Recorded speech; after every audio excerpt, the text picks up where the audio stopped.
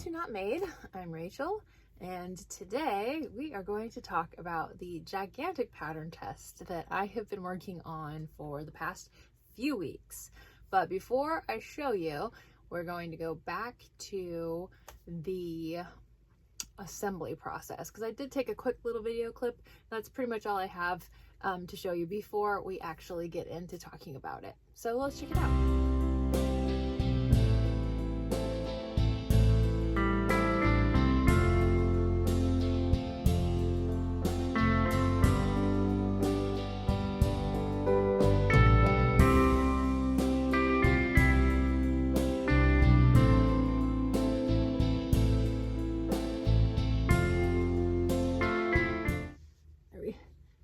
Are we in the shot? Darling, you must control your wings. Here she is. All right. This is a gigantic dragon. So we're going to talk about it. I'm going to show it to you a little bit more in a minute. Okay. So one of the first things that I wanted to mention is once you get to the part where you're actually assembling this thing and putting it together, you know, you kind of feel like you've accomplished something because all of the pieces are done. But man, it killed my hands sewing on all of these pieces. But I think she was worth it. Look at her. Isn't she pretty? All right, let's see if we can get a better shot. I can't fit her whole body in this frame, right? She's too much. So we're just going to do our best to show what's going on here. Okay, this was a pattern test for careful of your horns. Oh my goodness. Handmade by Jody. She is the designer behind the Diddy Dex dragon, and she's got like a whole line of dragons now. She's making like these gigantic dragons. Anyway, this one I don't think it has an official name yet.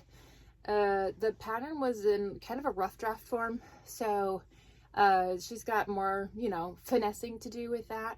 But all of the pattern testers did such a phenomenal job. This is just huge. This is the biggest thing I've ever made. Let's give you a picture of, let's see, can we see the wings? There we go. The wings are huge. The legs are also huge. Okay. So let's talk about it a little bit. This arm is worked. Okay, you gotta make the toes. Listen, the toes were nearly my Waterloo. I don't like making itty bitty things like this. I just don't. So the fact that I had to make, however many, what is this? 12 of them? Wait, no. Yeah, 12 altogether. That took me forever, but this is worked in one complete piece with the elbow, which I thought was really great technique. The back it's just a foot and a thigh, so that's two separate pieces. The horns, of course, are worked separately. Got the nostrils, and then I know I had a conundrum with the eyelids. If you've seen that other video, I didn't want to cover up these eyes because I just think they're so pretty. And maybe I should have gone with like a contrasting color on the eyes, you know, so that it was different. But I just really like the way that this complemented the colors of the yarn. So I chose to use the eyelids as more of like, is it focusing? As more of like an eyebrow. So you can see that. Just because I didn't want to cover up the eyes. I mean, that was my first order of hand painted eyes, so we wanted them to shine. So anyway, the head is worked separately, sewn onto the body. The body is all worked in one piece from tip of the tail up to the neck, so that's long. And I have not measured this critter since I put it all together, so I don't know how many inches long it is, but it was 51 inches, I want to say, just from the tip of the tail to the neck. So however many more inches that is, it's big. All right. But this is just a showstopper. My husband was asking me, who are you giving it to? And I'm like, I'm not giving it to anybody. I'm keeping this thing. This is mine. So she will go with me to markets as a showstopper or attention grabber, for lack of a better word. But as far as like a price, I have absolutely no idea. I can't even imagine putting a price on it, and I can't even fathom somebody paying it. So I don't know if I'll put a price on it. You know, everything's for sale, right? But I don't really want to sell her. I just kind of want her to be mine. So anyway, she does need a name, and I thought it would be kind of fun. I'd like to keep her up here in the frame. Can you see, darling? Can you see? Her horn's kind of getting in my way. I thought it would be fun to do a little poll. So I'm going to put a poll on Instagram, and then I'm going to just, I don't know if there's a poll option in the posts on YouTube, but I'm going to mention the names here. So I know I had talked about finding a dragon-y name for her in the last video that I did, and I'm not really a big one into like dragon lore or, you know, uncomfortable girl, or those fantasy books. So whatever, but I did find out that on WikiHow, is it WikiHow or WikiHow, there is a dragon name generator. So who knew that was a thing? So I went through the dragon names, and I just generated, I don't know, there's all kinds of like different categories of dragon names. I had no idea. I'm a dragon noob. So this generator picked a bunch of different names, and I found a few that I thought were kind of cool. So I'm just going to put it out there, and I'm going to see what you guys think and what gets the most votes. Zafira is the first one. I guess it could be Zafira, depending on how you pronounce that Y, but you know, that's kind of cool. And then Solara for the second name. What do we look like? What do we look like? Get your good angle, get your good side. Okay. And then Sarah Phoenix. Now Sarah Phoenix, I don't really know how to say that, so if you have a good idea of the pronunciation, let me know. I kind of think it's a short I. Sarah Phoenix, maybe. We'll see. And then the last name is Lunaris.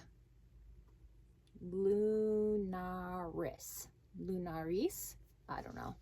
I guess it depends on your where you're getting your vowel sounds from.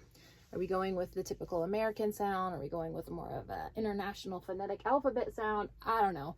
But you guys tell me. Those were the names that kind of stood out to me in the the name generator.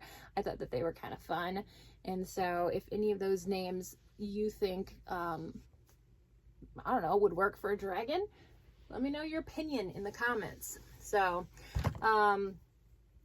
I finished just last night. I finished the body over the weekend. That's one of my goals, because this week is just kind of life is lifing.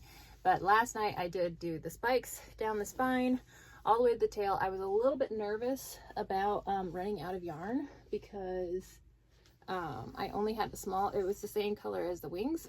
These wings are built in 3 different panels, as you can see, and it took over a skein of yarn for these wings.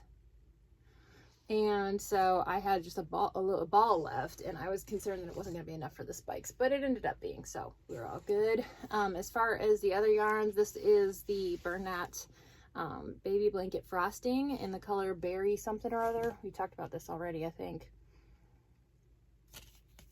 Come on, berry.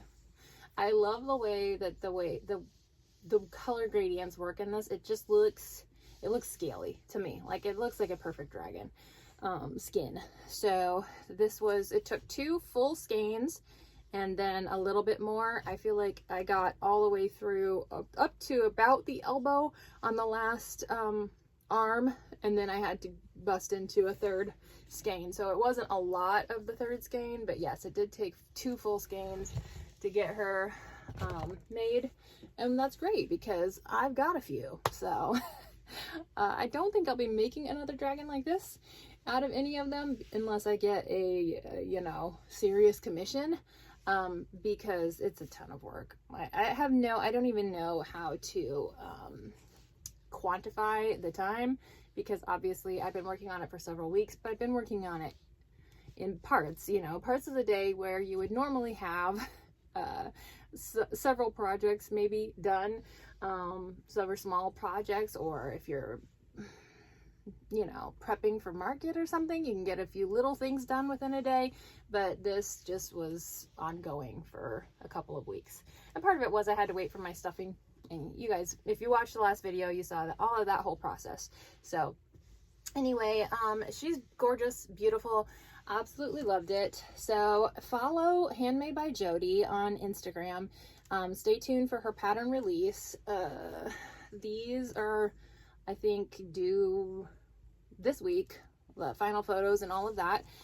So her testers have done amazing, and they use different types of yarn. I think somebody used acrylic yarn, double-stranded, and that turned out amazing. Some people did dragon eyes, like crocheted dragon eyes instead of the safety eyes.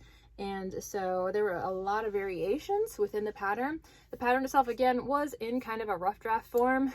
So there were parts of it that were really confusing and not super clear that I think will be cleared up after the pattern testing. So this is definitely not any kind of beginner pattern at all. I would definitely not suggest that.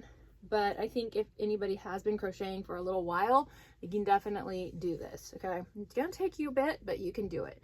And just keep in mind that it is written in UK crochet terms. So she puts in a chart at the end of her patterns that tells you what each crochet term is in crossover, and it's really not hard. You just have to remember in your brain and wrap your head around that. It's amigurumi. It's almost all single crochet. Okay, so the only parts where you're using anything different than that, I think, is the spikes, honestly. So that's, you just have to keep that in mind.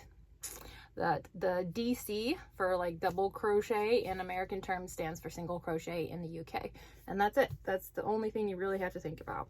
So other than that, yeah, it was a great pattern. I was thrilled I got chosen to test it because she's just huge and epic, and honestly would probably have never even considered doing something like that if I hadn't seen the pattern test. So yeah, it was really great, and I'm glad that I had the opportunity to do that. Now, it did make me feel a little bit like I wasn't getting anything else done, because I literally wasn't, but I do have one other thing to show you for this week's makes before I close out the video, because this is a special make. This is a character, so you know, that whole thing is going around right now, but we're just gonna go for it. This is a special gift for my dad, who is turning 70 this week. And it's kind of an inside joke why this particular character would be a gift for him.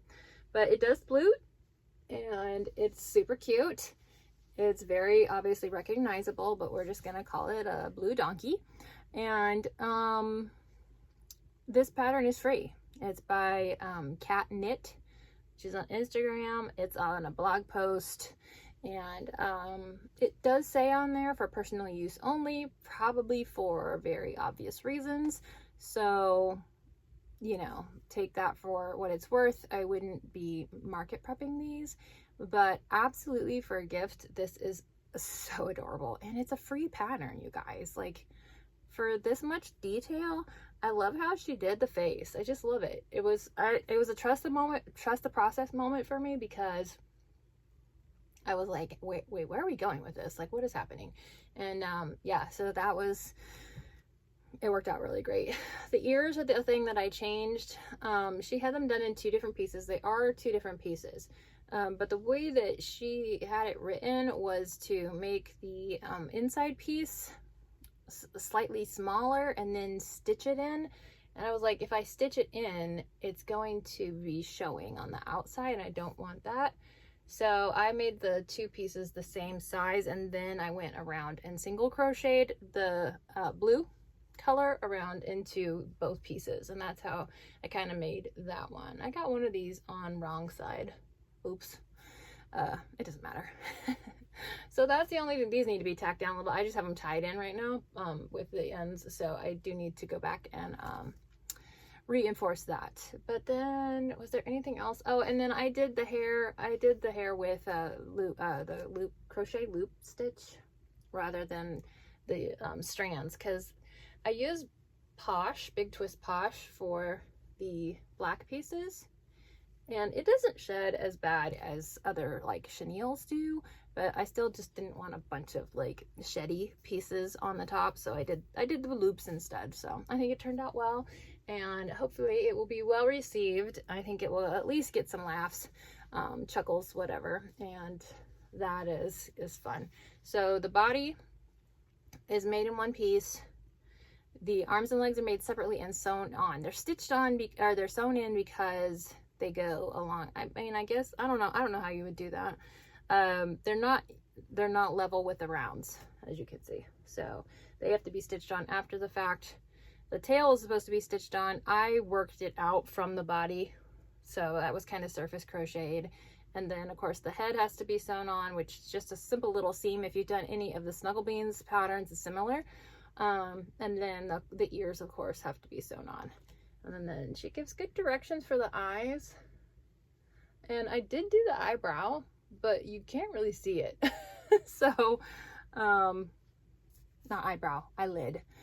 So it's fine. And then, yeah, it's just a really cute piece. So that was the only other thing that I have made recently.